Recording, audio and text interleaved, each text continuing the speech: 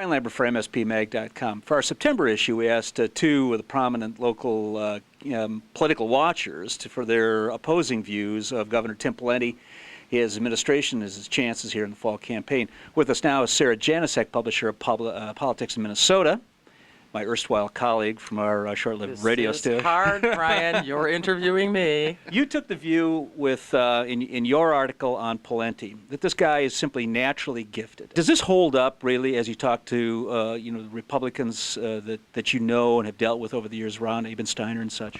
Absolutely. I mean, again, I've interviewed probably 500 people for the legislature who've become legislators, and Tim's resume, the governor's resume, is very similar to everybody else's, and he plotted a political career, and he had a couple of lucky breaks, but he worked his rear end off, and look where he is today. At one point, he realized that after the famous campaign fine over the advertising, that he had to get kind of a tighter control over key political decisions.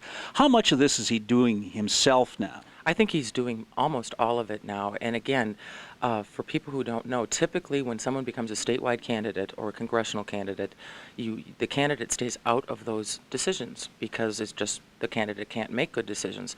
And in Pawlenty's case, he had staff who made terrible decisions. He had to bite the bullet to the tune of $600,000 out of a $2.2 million campaign.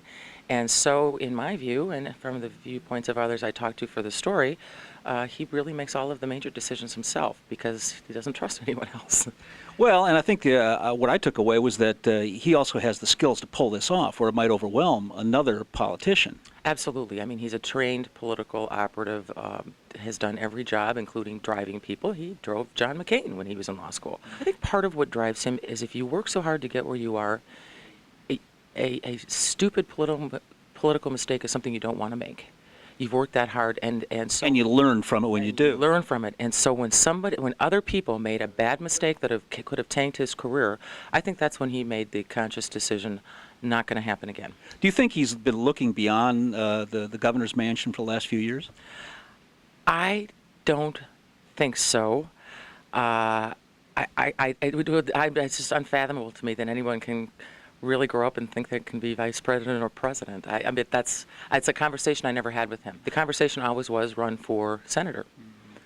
And then, of course, from the story, as everyone knows, he ended up running for the governorship and won. As I said, we shared a studio in our radio days, but this was a unique kind of turnabout as I got to play editor for your story. How was your experience being editor? As an editor? Yeah. Do you remember I used the word B-E-G several times? The psychology of it is very tough for me, Brian. We used to be equals, and here you were slashing and burning my copy. It was sweet to me.